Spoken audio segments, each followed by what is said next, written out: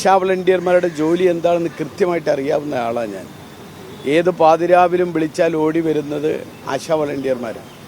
എന്നിട്ട് അവർക്കുള്ള വേതനമൊന്ന് വർദ്ധിപ്പിക്കാൻ, എന്താ പറയുക, ജയിലിലെ കുറ്റവാളികൾക്ക് കിട്ടുന്ന വേതനം പോലും ഇവർക്ക് ലഭിക്കുന്നില്ല. തൊഴിലുറപ്പ് തൊഴിലാളികൾക്ക് ലഭിക്കുന്ന വേതനം പോലും ഇവർക്ക് ലഭിക്കുന്നില്ല. ഇവിടെ ഡ്യൂട്ടി സമയം എത്രയാണെന്ന് ചോദിച്ചാൽ 24 മണിക്കൂർ ഡ്യൂട്ടിയാണ്. അങ്ങനെയുള്ളൊരു പ്രവർത്തകർ നമുക്കറിയാം. പ്രത്യേകിച്ചും നമ്മുടെ കോവിഡ് കാലഘട്ടത്തിലൊക്കെ അവർ നടത്തിയ പ്രവർത്തനത്തെ വാക്കുകൊണ്ട് മാത്രം അഭിനന്ദിക്കുകയും ആശംസിക്കുകയും പ്രകീർത്തിക്കുകയും ചെയ്തുകൊണ്ട് കാര്യമില്ല. അവർക്ക് ജീവിക്കാൻ വേണ്ടിയുള്ള ഒരു സമരം, അതിനുവേണ്ടിയുള്ള ഒരു വേതനം, അതിനുവേണ്ടി അവർ സമരം നടത്തുന്നത്, അതെങ്കിലും ചെയ്തു കൊടുക്കണ്ടേ? ഇത്ര വർഷം സർക്കാരിന് വേണ്ടി അതല്ലെങ്കിൽ ജനങ്ങൾക്ക് വേണ്ടി സേവനം നടത്തിയ ഒരു തൊഴിലാളി പിരിഞ്ഞു പോകുമ്പോൾ ഒരു 5 ലക്ഷം രൂപയെങ്കിലും ലഭിക്കണമെന്ന് പറഞ്ഞാൽ അതൊരു വലിയ മാരകമായ തെറ്റാണോ എന്നതാണ്. എന്നിട്ട് അതിനെയൊക്കെ ആ സമരത്തെ അത് തീർക്കാൻ വേണ്ടി അനുഭാവപൂർണമായ പരിഗണന കൊടുക്കുക എന്നതിനപ്പുറത്ത് അവരെ അവഹേളിക്കാനും ഒറ്റപ്പെടുത്താനും ഒക്കെയുള്ള ബോധപൂർവമായ ശ്രമമാണ് സർക്കാർ നടത്തിക്കൊണ്ടിരിക്കുന്നത്.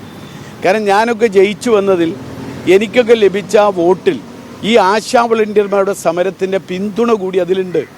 അതുകൊണ്ടും കൂടിയാണ് ഞാനിന്നിവിടെ ഓടി വന്നത്. ഞാൻ ഇന്നലെ സത്യപ്രതിജ്ഞ ചെയ്ത് ഇവിടെ വന്നതിൽ പ്രധാന ഒരു കാരണം, എന്നെ ജയിപ്പിച്ചതിൽ പോലും ഈ ആശാ വളണ്ടിയർമാർക്കുള്ള പിന്തുണയടങ്ങിയ വോട്ടുകളുണ്ട്. അതുകൊണ്ടാണ് എനിക്കിവിടെ വരേണ്ടി വന്നത്. എന്തൊക്കെയായാലും ഇവരുടെ ഈ മാനുഷിക പ്രശ്നം, ഈ പ്രശ്നം സഭയ്ക്കകത്ത് ഉയർത്തിക്കാണിക്കാൻ, അതിന് ഇവരുടെ സമരത്തിന് അനുഭാവം പ്രകടിപ്പിച്ചുകൊണ്ട് ഏതൊരറ്റം വരെ പോകണമെങ്കിലും അതിന് സഭയ്ക്കകത്തായാലും പുറത്തായാലും എനിക്ക് കിട്ടുന്ന എല്ലാ അവസരങ്ങളും ഞാൻ വിനിയോഗിക്കും എന്നുകൂടി ഇവരെ അറിയിക്കാൻ കൂടി വേണ്ടിയിട്ടാണ് ഇവിടെ വന്നിട്ടുള്ളത്.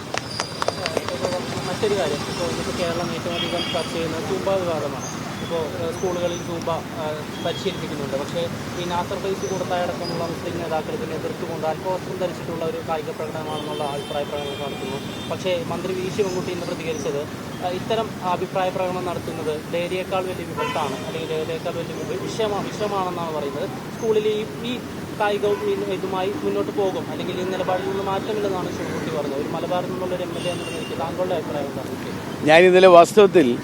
ഞാനിന്നലെ ആ പ്രതികരണങ്ങളൊന്നും ഞാൻ കണ്ടിട്ടില്ല.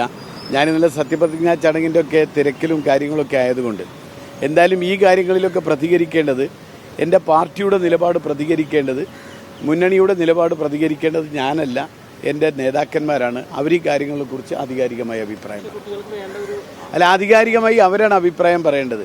ഞാനിപ്പോൾ ഇന്നലെ സത്യപ്രതിജ്ഞ ചെയ്തു വന്ന ഒരാളാണ്. ഞാനിപ്പോൾ ലോകത്തുള്ള എല്ലാ കാര്യങ്ങളിലും അഭിപ്രായം പറയുന്ന എന്താ പറയുക, അതിനുള്ളൊരു അധികാരമല്ല എനിക്ക് തന്നിരിക്കുന്നത്. എന്തൊക്കെയായാലും ആ കാര്യങ്ങളിലൊക്കെ പാർട്ടിയുടെ നിലപാടെന്താണ്, UDF